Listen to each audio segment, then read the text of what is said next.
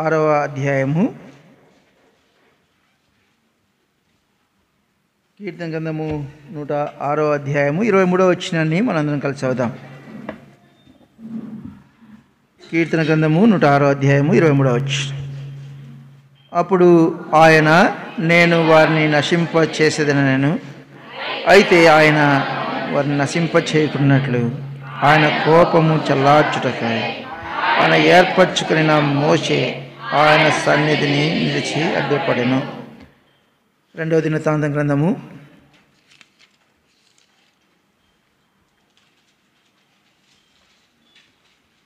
29వ అధ్యాయము 2వ దినవృత్తాంతం గ్రంథము 29వ అధ్యాయము 11వ వచనాన్ని మనం అందరము కలిసి చదువుదాం. నా కుమారులారా, తనకు పరిచారకులయుండి ధూపము వేయుచున్నటకు, తన సన్నిధిని నిలుచుటకును, తనకు పరిచర్య చేయుటకును యెహోవాను మిమ్మల్ని ఏర్పరచుకుని గనుక మీరు అశ్రద్ధ చేయకుడి. ఉదయకాలము నేను సిద్ధపడిన వర్తమానం 20 నిమిషాలే. ఏర్పరచుకునేను, నిలిచిన వారు ఫలిస్తారని, దేవుని సన్నిధిలో నిలవడానికి మనల్ని పిలిచినాడని ఏర్పరచుకున్నాను. 2 మాటలు చెప్పి మనం ప్రార్థనలో ప్రవేశించాలని తలస్తా వచ్చాను. అయితే మన మధ్య పిల్లలు చాలామంది ఉన్నారు కనుక వారికి ప్రార్థన విషయమైనటువంటి ప్రాముఖ్యత, ప్రార్థన ద్వారా వారు పొందే మేలు ఏమిటో జ్ఞాపకం చేయాలని కొంత సమయం ఎక్కువ తీసుకున్నాను. ఎందుకంటే ఆదివారం మీ మధ్యకు వచ్చినప్పుడు ఆరాధన వర్తమానం చెప్పాలి, బల్ల వర్తమానం చెప్పాలి, మిగతా సమయం మనకు దొరకదు. కాబట్టి నా ఆశ కూడా ఏంటంటే, ప్రభు అంటాడు కదా, యూదా బెత్లెహేమా,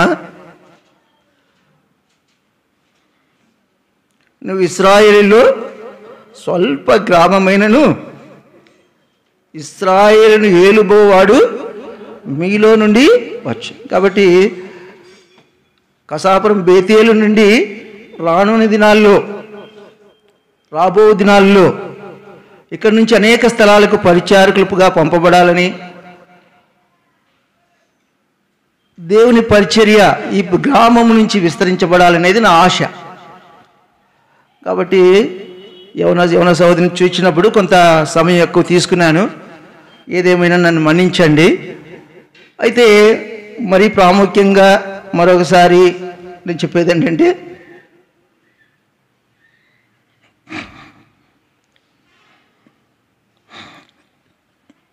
యాకోబు పోరాడినట్లుగా నువ్వు ఎంతగా దేవునితో పోరాడతావో దేవుణ్ణి అంత ఆశీర్వదిస్తాడు.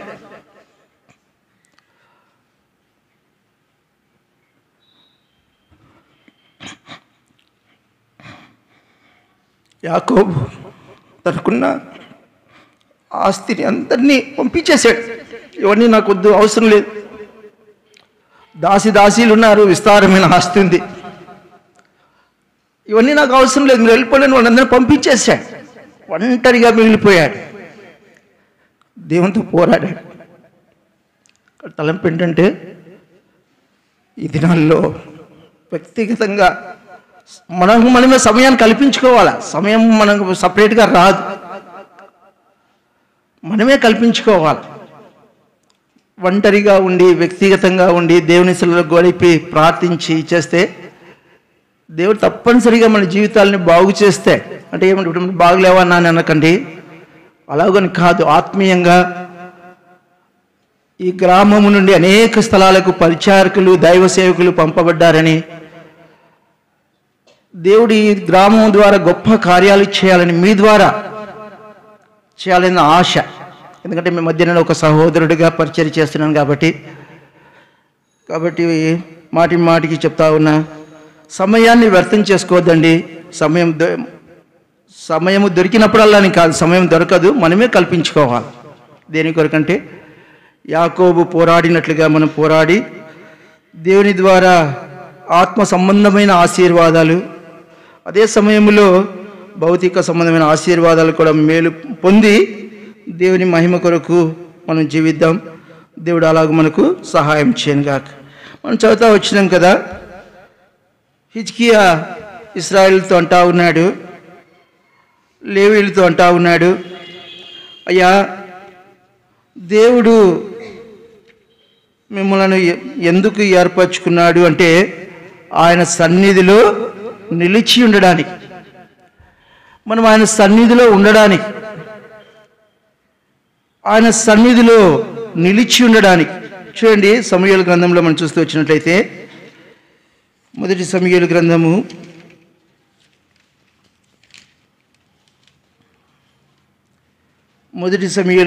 2వ అధ్యాయము 21వ వచనము చదవండి.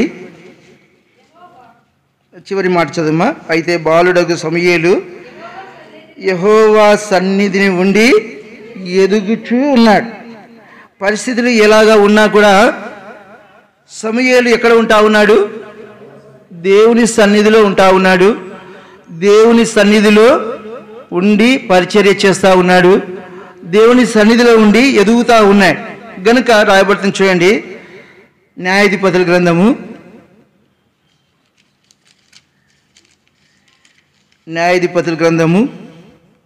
13వ అధ్యాయము 24వ వచనం చదవండి.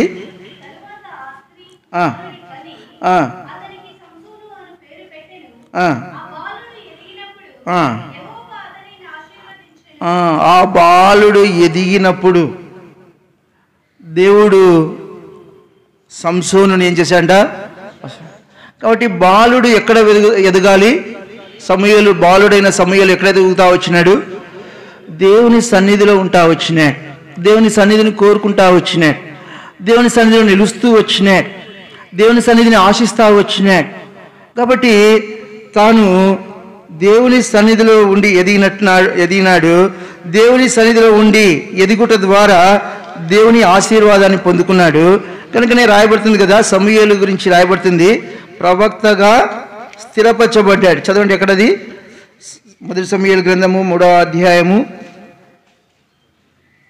20వ వచనం చదవండి. కాబట్టి సమూయేలు యెహోవాకు ప్రవక్తగా స్థిరపడినని దాను మొదలుకొని బేర్షెబా వరకు ఇశ్రాయేల్ అందరూ తెలుసుకున్నారు. ఏమని? సమూయేలు ప్రవక్తగా స్థిరపరచబడ్డాడు. ఆయన పోయి అది ఎవరికి చెప్పుకోలే, అయ్యా నేను ప్రవక్తని అని చెప్పలా. ఇశ్రాయేల్ అందరూ కూడా తెలుసుకోగలిగారు. ఏమని? సమూయేలు ప్రవక్త. సమూయేలు సామాన్యుడు కాదు, సమూయేలు ఒక దేవుని ప్రవక్త. కాబట్టి ఎప్పుడైతే మనము దేవుని సన్నిధిలో నిలిచుంటామో, దేవుని సన్నిధిలో ఉండి ఎదుగుతూ ఉంటామో, అప్పుడు దేవుడు మనల్ని ఏం చేస్తాడు? తనకు ఒక ప్రవక్తగా, తనకు ఒక సాధనముగా, తనకు ఒక యాజకుడుగా ఆయన మనల్ని ఏం చేస్తాడు? స్థిరపరుస్తాడు. కాబట్టి ఇశ్రాయేల్ అందరూ తెలుసుకున్నారు, బాలుడైన సమూయేలు దేవుని యొక్క ప్రవక్తగా స్థిరపరచు. చూడండి, దేవుని ఆ దినాల్లో ప్రవక్తకు ఎంతో ప్రథమ స్థానం ఉంటా వచ్చింది. కాబట్టి ఎప్పుడైతే మనము దేవుని సన్నిధిలో ఎదుగుతామో, ఒక ప్రథమ స్థానాన్ని దేవుడికి ఇస్తామో, దేవుడు కూడా మనల్ని ఎక్కడ తీసుకెళ్తాడు? ప్రథమ స్థానంలోకి తీసుకెళ్తాడు. ఈ లోకంలో గొప్పవారి దగ్గర మనం సహవాసం చేస్తే వారితో మనల్ని అటు స్థానంలోకి తీసుకురారు. ఈ లోకంలో ఉన్నటువంటి వారు ఎవరు కూడా ఆ గొప్పవారు తమ స్థానంలోనికి మనల్ని తీసుకురారు. మన స్థానంలో మనల్నే ఉంచుతారు, వాళ్ళ స్థానంలో వాళ్ళే ఉంటారు. అయితే దేవుడు అలాంటి వాడు కాదు. దేవునికి మన జీవితంలో ప్రథమ స్థానం ఇస్తే ఆయన కూడా మనల్ని ఎక్కడ తీసుకొస్తాడు? ఉన్నత స్థితిలో ప్రథమ స్థానంలోనికి తీసుకుని వస్తాడు. కాబట్టి హిజ్కియా వారితో అంటా ఉన్నాడు, అయ్యా దేవుడు మనల్ని ఏర్పరచుకున్నది ఎందుకు? ఆయన సన్నిధిలో ఉండడానికి, ఆయన సన్నిధిలో నిలిచి. కాబట్టి ఆయన సన్నిధిలో ఉండి మనం ఎదిగినప్పుడు ఆయన మనల్ని ఆస్వాదించేవాడిగా ఉన్నాడు. రెండోదిగా మనం చూస్తూ వచ్చినట్లయితే చూడండి, ఆది కాండము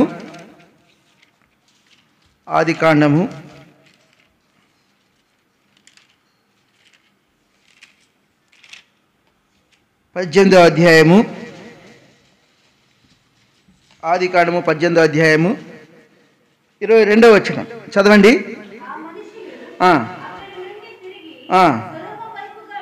వెళ్ళిరి. అబ్రహాము ఇంకా యెహోవా సన్నిధిలో ఎక్కడున్నాడంటే అతను దేవుని సన్నిధిలో ఉన్నాడు. అక్కడ మనం చూస్తూ వచ్చినట్లయితే దేవుడు అబ్రహాముతో అంటా వచ్చినాడు, అయ్యా సొదొమ గొమొర్రాల యొక్క పాపము బహు గొప్పదిగా ఉంది, బహు ఘోరంగా ఉంది, బహు భారమైనదిగా ఉంది కనుక వారి క్రియలను నేను చూడడానికి వెళ్తా ఉన్నాను అని అన్నప్పుడు సొదొమ గొమొర్రాలో ఎవరున్నారు? లోతు ఉన్నాడు. లోతు విషయమై అబ్రహాము దేవుని సన్నిధిలో నిలిచిన వాడుగా ఉన్నాడు. కాబట్టి దేవుని సన్నిధిలో అబ్రహాము నిలిచి ప్రార్థన చేయటం ద్వారా దేవుడు లోతును ఆ శిక్ష నుంచి, ఆ యొక్క దేవుని ఉగ్రత నుంచి లోతును దేవుడు తప్పించినాడు. కాబట్టి ఈ దినాల్లో అనేక మంది మన బంధువులు, మన స్నేహితులు, మన ఇరుగు పొరుగు వారు అనేకులు దేవుని శిక్షకు పాత్రలుగా ఉంటా ఉన్నారు. దేన్ని బట్టి? తమ యొక్క అవిధేయతను బట్టి. రాయబడుతుంది కదా, యోహాను సువార్త చదవండి. యోహాను సువార్త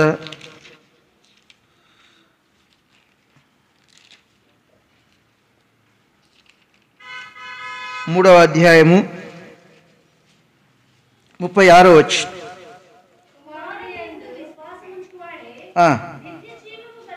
కలవాడు కానీ దేవుని ఉగ్రత వాని మీద నిలిచి. ఎవరి మీద అంట? అవిధేయుల మీద, దేవుని మీద విశ్వాసం ఉంచని వారి మీద, దేవునికి అవిధేయులుగా జీవిస్తున్న వారి మీద దేవుని ఉగ్రత నిలిచి. కాబట్టి దేవుడు అబ్రహాముతో చెప్పినాడు, అయ్యా సొదొమ గొమొర్రా మీద దేవుని ఉగ్రత రాబోతా ఉంది, దేవుని ఉగ్రతను రాబోతా ఉంది అని చెప్పినప్పుడు అబ్రహాం ఏం చేశాడు? దేవుని సన్నిధిలో నిలిచినాడు. అనగా దేవుని సన్నిధిలో నిలిచి ప్రార్థన చేస్తూ ఉన్నాడు. లోతు విషయమై విజ్ఞాపన చేస్తూ వచ్చినాడు. కనుకని దేవుడు లోతును ఆ ఉగ్రత నుంచి దేవుడు తప్పించినాడు. కాబట్టి ప్రభు మనల్ని ఎందుకు ఏర్పరచుకున్నాడంట? ఆయన సన్నిధిలో నిలిచి ఉండడానికి. అనగా ఆయన సన్నిధిలో నిలిచి ఉండడము అంటే అవిధేయులైన వారి కొరకు, దేవుని యందు విశ్వాసం ఉంచని వారి కొరకు మనము నిలిచి ఏం చేయాలి? ప్రార్థన చేయాలి. అదే మాట చదువుతా వచ్చాం కదా, కీర్తన 106, కీర్తన గ్రంథం 106 23వ వచనం చదవండి.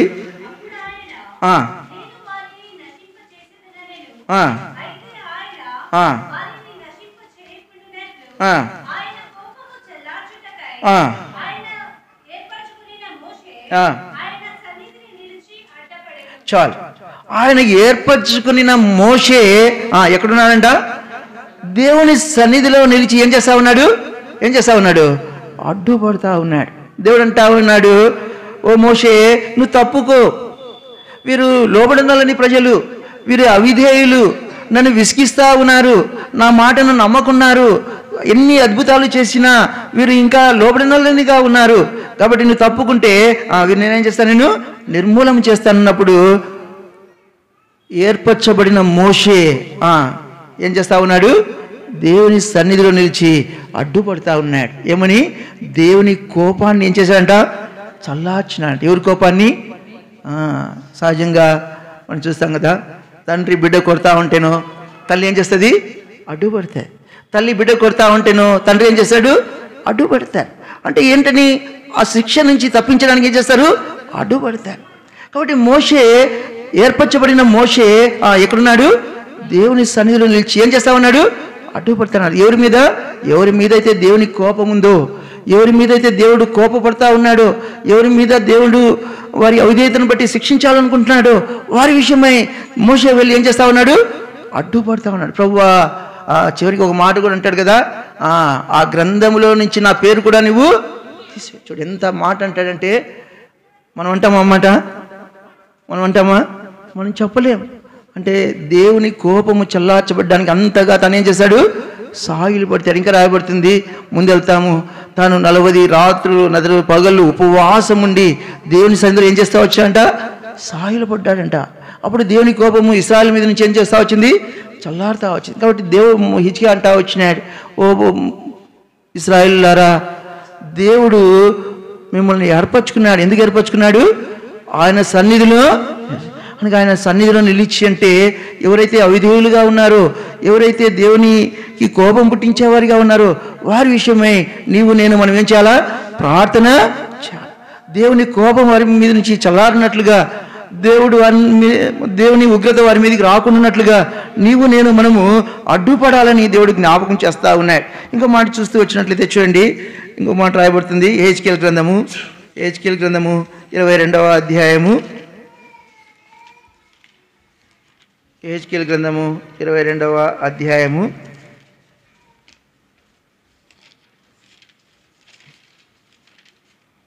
30 వచనం.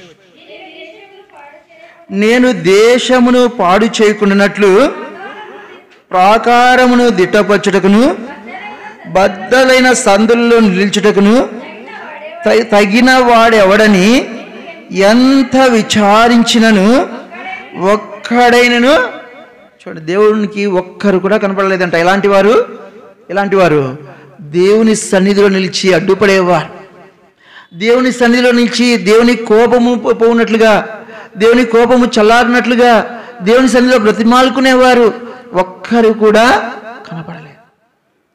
ప్రభు అంటా ఉన్నాడు, అయ్యా నేను దేశమును పాడు చేయకుండానట్లు, దేవుని వాక్యం రాయబడుతుంది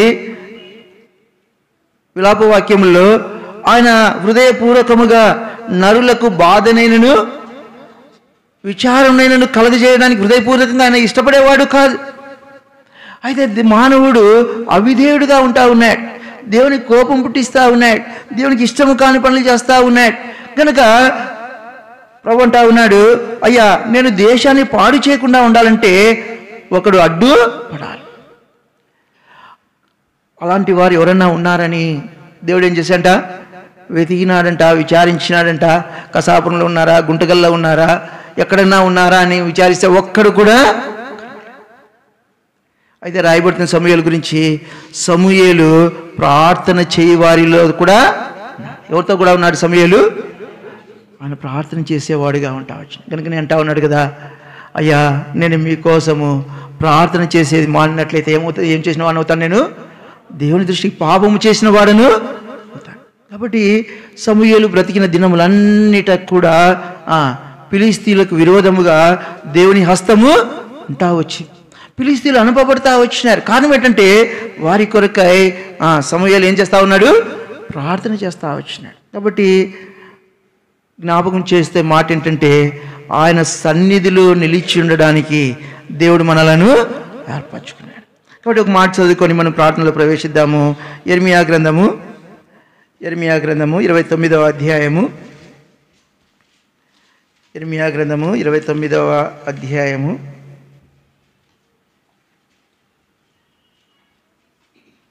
11 వచ్చిన అందరం చదువు, 11, 12 వచ్చిన అందరం చదువుదాం. నేను మిమ్మల్ని గూర్చి నా ఉద్దేశించిన సంగతులు నేను ఎరుగుదును, రాబో కాలముందు మీకు నిరీక్షణ కలుగునట్లుగా అవి సమాధానకరమైన ఉద్దేశములే కానీ హానికరమైనవి కావు. ఇదే యెహోవా వాక్కు. మీరు నాకు మొరపెట్టుదురేని, మీరు నాకు ప్రార్థన చేయొచ్చు వత్తురేని, నేను మీ మనవిని.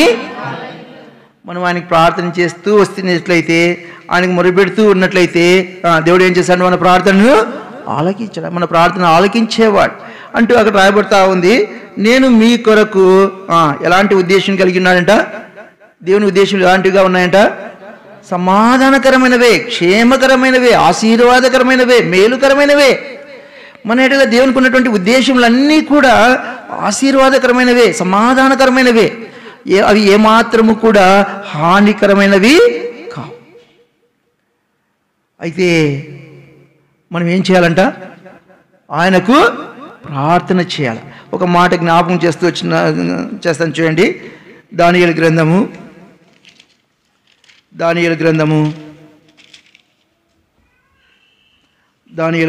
1వ అధ్యాయము 2వ అధ్యాయము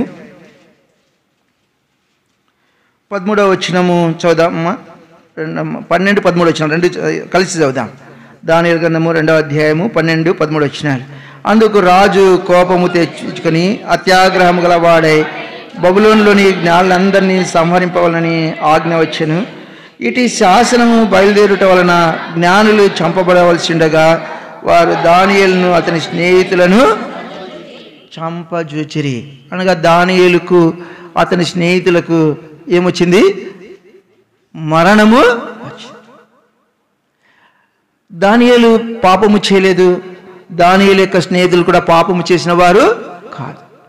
అయితే ఆ రాజు యొక్క కోపమును బట్టి జ్ఞానులైనటువంటి దానియేలుతో పాటు అతని స్నేహితులను కూడా చంపాలనేటువంటి రాజాజ్ఞ బయలుదేరి వచ్చింది. అప్పుడు దానియేలు ఏం చేస్తా ఉన్నాడు చూడండి, రాయబడుతుంది 17వ వచనము 18వ వచనం అందరం చూద్దామా.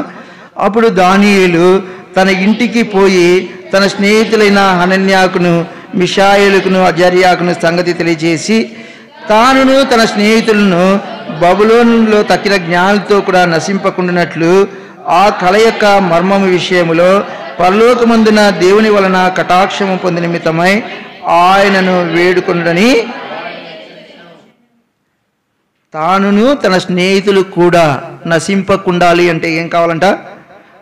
పరలోకమందున దేవుని కటాక్షము రావాలి. రాజాజ్ఞ అయితే బయలుదేరి వచ్చింది.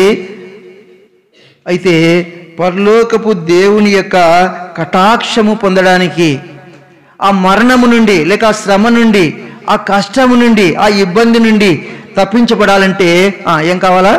పరలోకపు దేవుని కటాక్షం రావాలి. పరలోకపు దేవుని కటాక్షము పొందడానికి వారు ప్రార్థన చేస్తా వచ్చినారు. కాబట్టి మన జీవితంలో ఈ లోకంలోని మనుషుని యొక్క కటాక్షము లేక మన బంధువుల కటాక్షం, మన స్నేహితుల యొక్క కటాక్షం మన మీదకి రాకపోయినా పర్లేదు, కానీ ఎవరి కటాక్షం మన మీద ఉండాలా? దేవుని కటాక్షం మన మీద ఉండాలి. దేవుని దయ మన మీద ఉండాలి. దేవుని దయ కొరకై ఏం చేశారంటే వాళ్ళు వేడుకున్నారు, ప్రార్థన చేసినప్పుడు చూడండి ఒక మాట రాయబడుతుంది. దానియేలు గ్రంథము 2వ అధ్యాయము 48, 49 వచనాలు అందరం చదువుదామా. అప్పుడు రాజు దానియేలును బహుగా హెచ్చించి అనేక గొప్ప దానములు ఇచ్చి అతనిని బబులోను సంస్థానం అంతటి మీద అధిపతిగాను బబులోను జ్ఞానులందరిగాను ప్రధానిగాను. చూడండి, మరణము కావలసిన వ్యక్తి, సంహరింపబడవలసిన వ్యక్తి, రాజు కోపము చేత నశింపబడవలసిన వ్యక్తి దేవుని కటాక్షం పొందినాడు. దేవుని కటాక్షం పొందిన తర్వాత దానియేలు ఏ స్థితిలోకి వచ్చినాడు? ఇప్పుడు ఏ స్థితిలో ఉన్నాడు? బబులోను జ్ఞానులందరిలో కూడా ఎట్లా ఉన్నాడు? ఇప్పుడు ప్రధాన. దేవుని వాక్యం రాయబడుతుంది కదా, మరణము తప్పించుట యెహోవా భాష. అంటే మరణమని కాదు, కానీ ఎటువంటి ఇబ్బంది అయినా, ఎటువంటి శ్రమ అయినా, ఎటువంటి పోరాటమైనా, ఎటువంటి కష్టమైనా, ఎటువంటి లేమి అయినా, ఎటువంటి దరిద్రత అయినా మన నుండి తొలగిపోవాలి అంటే ఎవరి కటాక్షం రావాలి మనకు? పరలోక దేవుని కటాక్షం. దాని కొరకై దానియేలు వేడుకుంటా వచ్చినాడు. దాని కొరకై దేవుని యొద్ద విజ్ఞాపన చేశాడు. దేవుడు దానియేలు యొక్క ప్రార్థన ఆలకించి ఆ మరణము నుండి తన దేవుడు తప్పించి అంత మా దానియేలునే కాదు, అక్కడ రాయబడుతున్న 49వ వచనం చదువుదామా. అంతటా దానియేలు రాజునొద్ద మనవి చేసుకునగా రాజు షడ్రక్ మేషక్ అబేద్నెగోను వారిని బబులోను సంస్థానం మీద విచారణకర్తలుగా నియమించెను. అయితే దానియేలు రాజు సన్నిధిగా. ఇప్పుడు షడ్రక్ మేషక్ అబేద్నెగోలు కూడా ఎక్కడికి వచ్చినారు? ఇప్పుడు బబులోను సంస్థానములో విచారణకర్తలుగా నియమించబడ్డారు. అంటే ఈ స్థితిలోనికి వాళ్ళు రావడానికి కారణం ఏంటంటే మరణం అనే శ్రమ వారికి వచ్చింది. ఆ శ్రమను బట్టి వారు దేవునికి ప్రార్థన చేస్తూ వచ్చినారు. ప్రార్థన చేసినప్పుడు ఆ శ్రమ నుండి వారు తప్పించబడ్డారు. తప్పించబడి ఇప్పుడు ఏ స్థితిలోనికి వచ్చారు? వాళ్ళు ఉన్నత స్థితిలో. కాబట్టి ఏమి దేవుని జ్ఞాపకం చేస్తుందంటే, దావీదు అంటాడు కదా, శ్రమ వచ్చుట నాకు కష్టమాయనుందా, శ్రమ వచ్చుట నాకు బహు బాధ కలిగించనుందా. శ్రమ వచ్చుట నాకు బహు చింత కలిగించింది అన్నాడా? ఏమన్నాడు? శ్రమ వచ్చుట నాకు మేలాయ. కాబట్టి దేవుడు దానియేలును లేకపోతే దానియేలు యొక్క స్నేహితులను ఆ మరణము నుండి తప్పించాలని దేవుని యొక్క ఉద్దేశం. ప్రభు అంటా ఉన్నాడు కదా, నేను మిమ్మల్ని గూర్చిన ఉద్దేశించిన సంగతులన్నీ ఎలాంటివి? అవి సమాధానకరమైనవే, అవి ఏమాత్రము కూడా హానికరమైనవి కాదు. అనగా మన ఎడల దేవుని యొక్క ఉద్దేశములు తలంపులు ఎలాంటివి అంటే సమాధానకరమైనవి, క్షేమకరమైనవి, మేలుకరమైనవే, అవి హానికరమైనవి కాదు. దానియేలు వారి జీవితంలో అది హానికరమైనదిగా అనిపించినప్పటికీ వారు దేవుని సన్నిధిలో ప్రార్థన చేశారు, దేవుని కటాక్షం కొరకై వేడుకున్నారు, దేవుని కటాక్షం పొందుకున్నారు.